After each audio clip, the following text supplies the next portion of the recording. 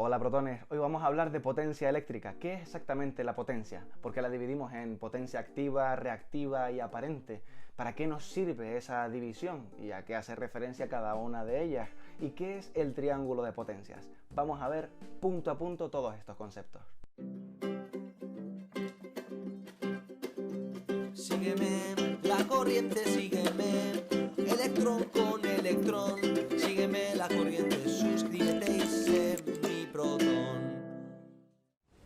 Para los ingenieros el concepto de potencia es sumamente importante, a pesar de que normalmente en teoría de la transmisión, el transporte de energía, se suele hacer referencia en términos de campo eléctrico y campo magnético. En primer lugar, la potencia nos permite referirnos a la cantidad de energía empleada para algo en un tiempo concreto, es decir, la cantidad de julios, que es la unidad en la que se mide la energía, con respecto al tiempo, normalmente en segundos. Se trata de la razón de cambio de energía en función del tiempo y viene definido por los parámetros fundamentales de tensión e intensidad de corriente. Échale un vistazo al vídeo de los parámetros fundamentales de la electricidad. En el caso de circuitos en corriente continua tendremos la potencia activa y se aplica sencillamente que la potencia es igual a la tensión multiplicada por la intensidad.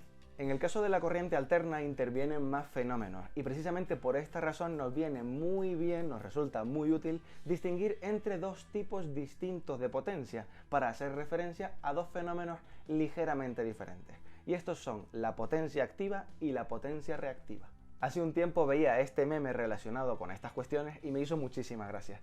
En él se cuenta cómo la potencia activa es la cerveza en sí, mientras que la reactiva sería la espuma. Vamos a explicarlo recurriendo a este ejemplo ilustrado. A diferencia del caso de la potencia activa, que se consume y nos sirve para generar trabajo o generar calor, la potencia reactiva a priori no nos sirve para nada. No nos sirve para calentar ni genera ningún tipo de trabajo útil. Simplemente es un fenómeno asociado a aquellos aparatos que utilizan bobinas. Y se genera, digamos, esta potencia reactiva por los campos magnéticos asociados a estas bobinas. Volviendo al ejemplo de la cerveza, vemos cómo la potencia activa es realmente lo útil, la cervecita, y la reactiva es simplemente un fenómeno asociado con el que hay que lidiar. Y tanto que hay que lidiar con él. Porque aunque no sirva para algo útil, la potencia reactiva sí que se transporta por las líneas de alta tensión, quitando hueco, disminuyendo su capacidad para transportar realmente la potencia activa, que es la que nos sirve para algo útil. Las bobinas, presentes en motores, generadores, ascensores, en dispositivos que utilizamos en el día a día, son las causantes de que se genere energía reactiva, potencia reactiva, según si quieres referirlo o no al tiempo. Y digamos que esta potencia reactiva que se genera en las bobinas es de sentido contrario a la que producen, entre comillas, los condensadores. Siendo un poquito más físicos en la descripción, las bobinas generan potencia reactiva, los condensadores consumen potencia reactiva. Precisamente por esta razón se juega con instalar bancos de condensadores en las subestaciones, de tal forma que digamos que consumen la potencia reactiva que hay circulando por la red y de alguna forma se neutraliza. Vamos a ver un poquito más la naturaleza en sí de estos conceptos para entender muy bien cómo funcionan y cómo se relacionan entre ellos gracias a lo que se ha venido a llamar triángulo de potencias. Recordemos que la forma de propagarse de la corriente eléctrica sigue una onda senoidal que proyectada sobre un eje de coordenadas va a dar lugar a una circunferencia. Entramos aquí en el concepto de fasor. Igual que en la representación de una onda senoidal vamos avanzando por el eje del tiempo, en el caso de la circunferencia esto se representa girando a lo largo de ella con un vector que nos sirve para recorrerla. A este concepto de vector que gira a lo largo del tiempo se le llama fasor. Cuando en la circunferencia representamos un valor concreto, este se desglosa en su componente activa en el eje horizontal y en su componente reactiva en el eje vertical. Y precisamente su sumatoria vectorial da lugar a esa hipotenusa, que es la que llamaremos potencia aparente. Este es el famoso triángulo de potencia. La potencia aparente es la suma vectorial del fenómeno asociado a la potencia activa y el asociado a la potencia reactiva. Y lo curioso, claro, es que estamos hablando siempre de potencias. Todo esto digamos que es un constructo conceptual para hacer referencia a ciertos fenómenos reales, pero la unidad en la que se mide todo es exactamente la misma. La potencia activa se mide en vatios, que es julios por segundo, como vimos antes. La potencia reactiva se mide en voltioamperio reactivo. ¿Pero qué es esto? Pues voltio por amperio, como unidades, es lo mismo que decir vatio, por aquello de que la potencia es corriente por tensión. El apellido reactivo en sí no significa nada, es solamente para referirnos al tipo de potencia de la que estamos hablando. Así que en este caso también nos referimos a vatios. Y por último, la potencia aparente, como no puede ser de otra manera, se mide en voltioamperio, que ya hemos visto que son también vatios. Voltio por amperio.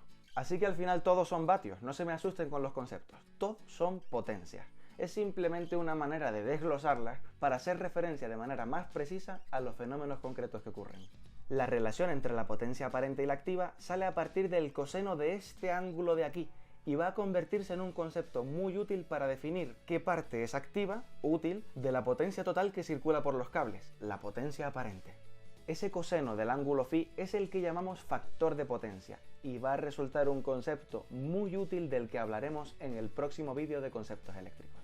Espero que te haya resultado interesante este vídeo. Comenta por aquí abajo qué te ha parecido. Para estar al tanto de más vídeos de energía y electricidad, suscríbete y dale a la campanita. Y nosotros nos seguimos viendo por aquí. Sígueme la corriente.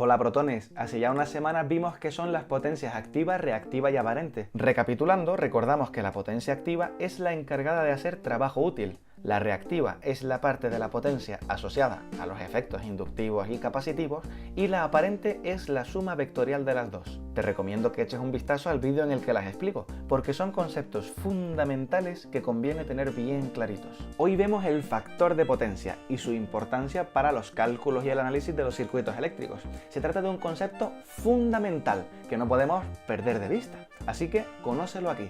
Sígueme la corriente. Sígueme, la corriente, sígueme, electrón con electrón, sígueme la corriente, suscríbete y sé mi protón.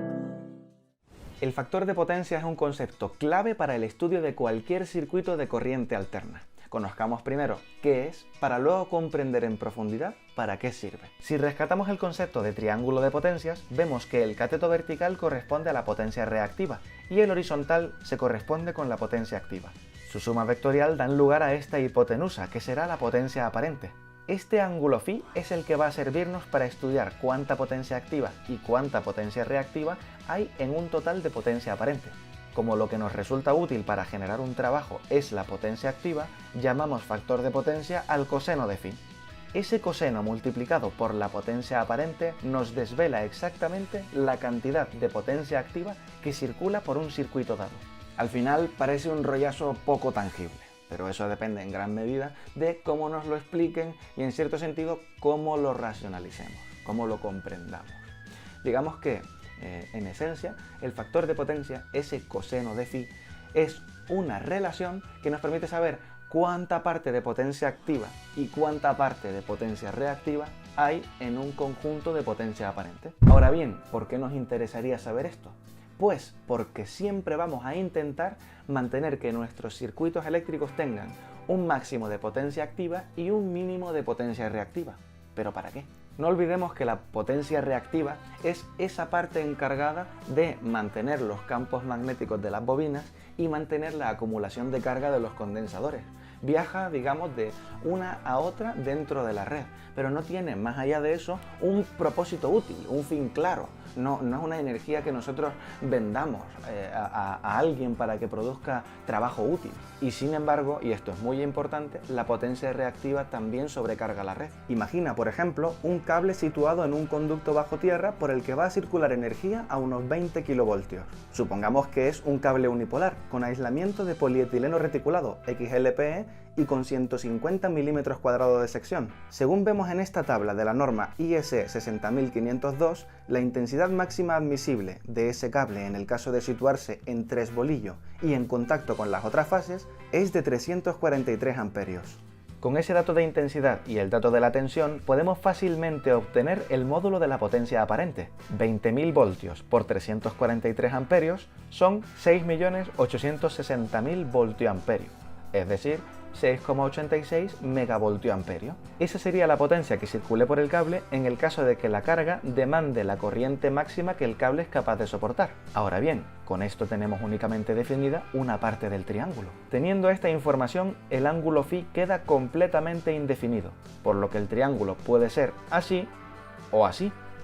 Pues tenemos a priori esas dos posibles opciones, que ante una potencia total dada, una potencia aparente, la hipotenusa, podamos tener más potencia activa y menos reactiva, o más potencia reactiva y menos potencia activa. En función de qué elijamos, vamos a poder transmitir una potencia u otra en mayor medida por nuestros cables. Volvamos entonces a los conceptos. Si la potencia activa es la que me permite encender la luz, cargar el móvil, alimentar la televisión, cargar el vehículo eléctrico, en definitiva, hacer trabajo útil, pues la lógica nos dice que cuanta más potencia activa lleven los cables, pues mucho mejor, porque al final es la potencia que va a dar lugar a un fin último en los consumidores. Mantengamos los cables llenos de potencia activa. Precisamente para eso nos sirve el factor de potencia, para tener siempre en mente una relación entre la parte de potencia activa con respecto a la total que van por los cables, y así maximizar la activa y minimizar la reactiva.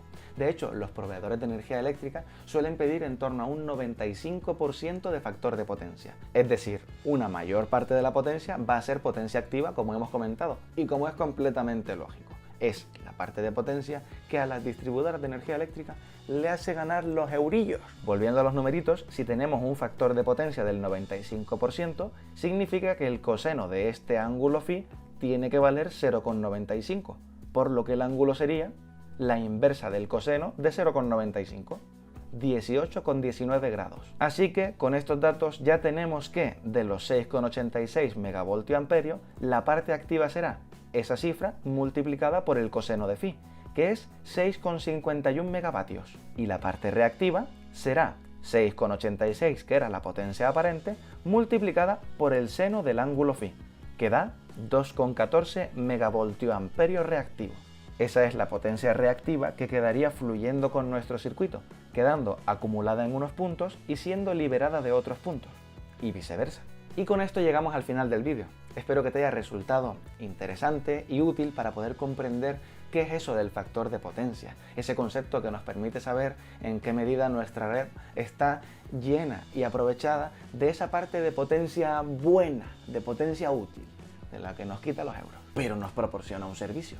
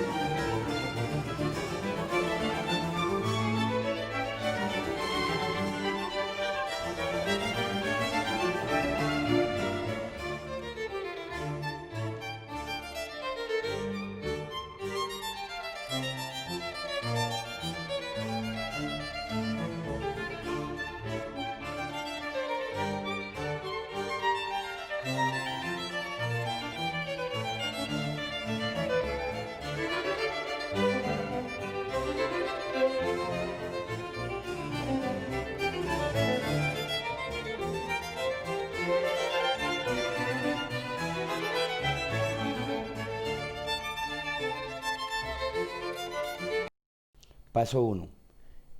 Vamos a conectar la resistencia 1. Resistencia de 25 vatios. Energicémosla La analizamos y tomamos los valores de tensión, corriente y potencia y factor de potencia de esta carga 1. Carga 1, veamos los valores. Potencia 25.9, factor de potencia 1, es una carga resistiva, frecuencia 60 Hz, tensión 122.2 voltios, corriente 0.211 y repito, potencia 26 vatios.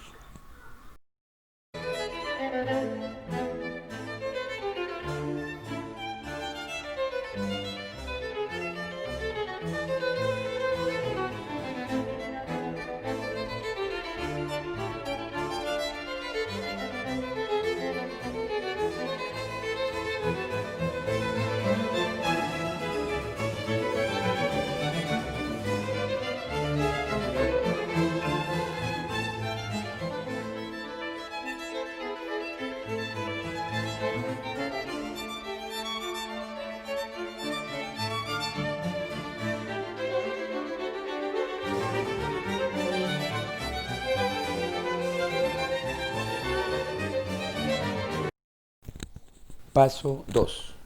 En el paso 2 van a estar estas dos resistencias consumiendo carga y comenzamos. Vamos a tomar valores de potencia en adelante.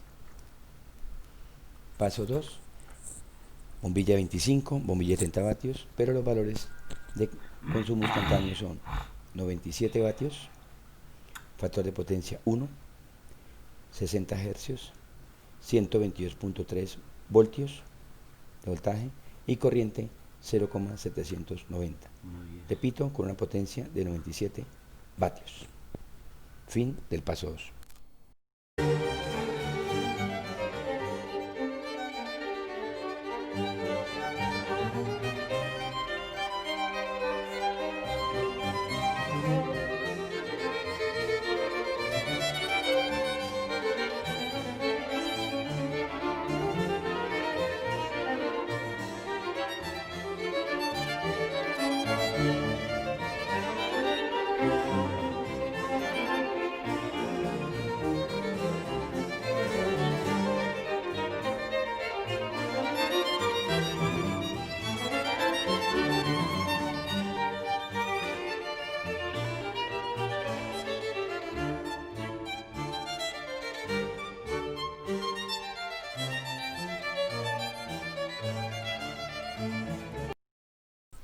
Paso 3, vamos a analizar única y exclusivamente esta bobina que se asemeja a un motor.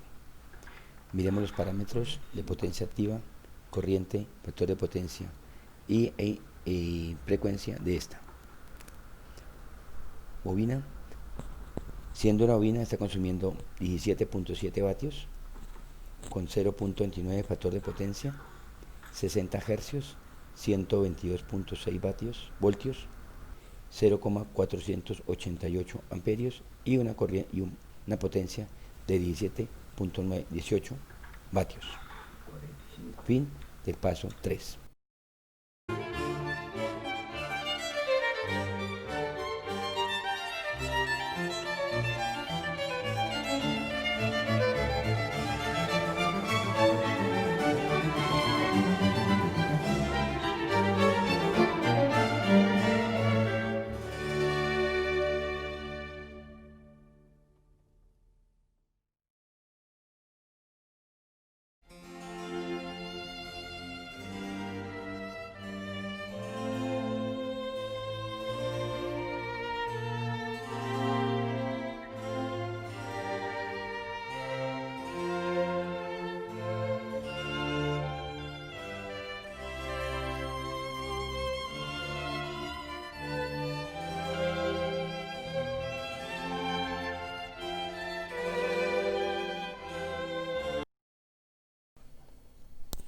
Paso 4, vamos a analizar esta carga reactiva condensador.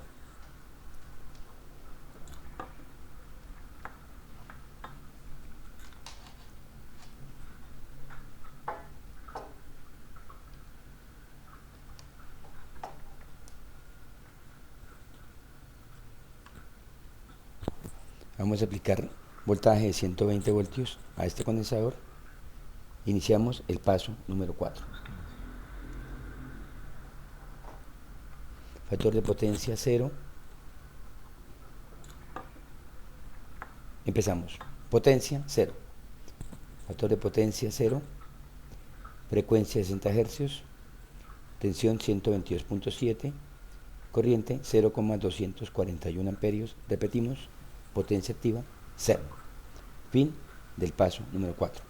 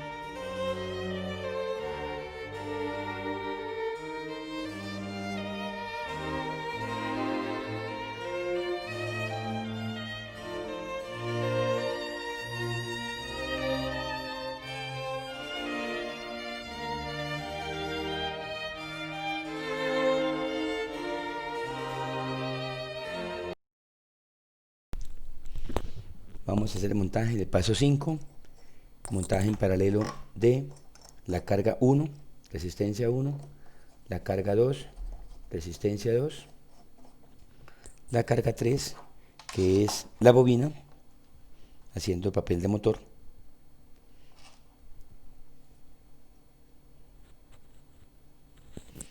Repito, prueba de carga 1, carga 2 y carga 3. Esta carga es una carga inductiva. Prueba número 5. Iniciamos. Los valores de potencia activa son 114.4 vatios, factor de potencia 0.9, frecuencia 60 Hz, tensión 122.2 voltios, corriente 1.039 amperios y repetimos, potencia 114.6. Fin del paso número 5.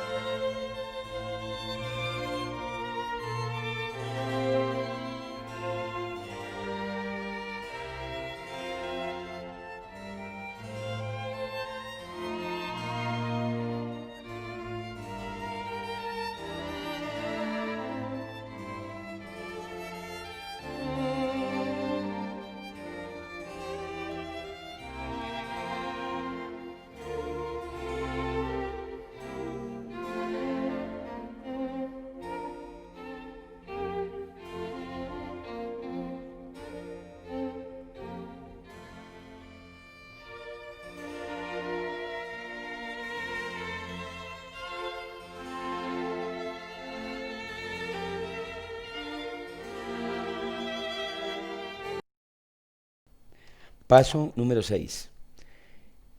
Vamos a conectar en paralelo las dos cargas resistivas y la tercera carga es una carga reactiva de tipo capacitivo. Repito, carga 1 resistiva, carga 2 resistiva y carga 4 resistiva. Paso número 6. Analicemos y tomamos los valores totales de esa carga. Potencia 96.8 vatios, factor de potencia 0.96 capacitivo, frecuencia 60 Hz, voltaje 122.2 voltios con una corriente de 0,825 amperios y una potencia activa de 96.6 vatios. Fin del paso número 6.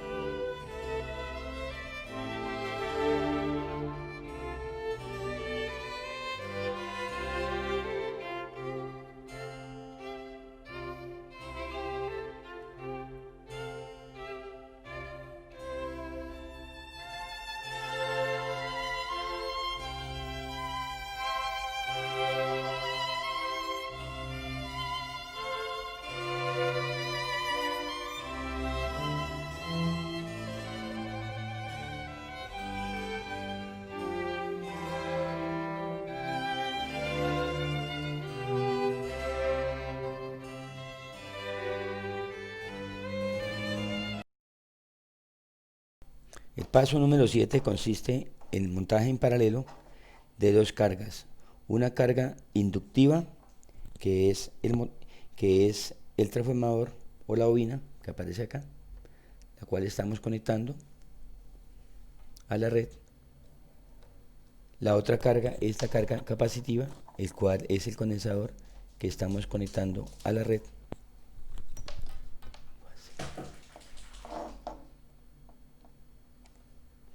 Y este es el paso número 7. Bobina en condensador en paralelo con bobina. Miremos. Vamos a analizar el circuito, tomando los valores de potencia y tensión, corriente y factor de potencia. Potencia, 18 vatios. Factor de potencia, 0,52. Frecuencia, 60 Hz. Tensión, 122.3 voltios. Corriente, 0,280 amperios. Y potencia, 18.2 vatios. Fin del paso número 7.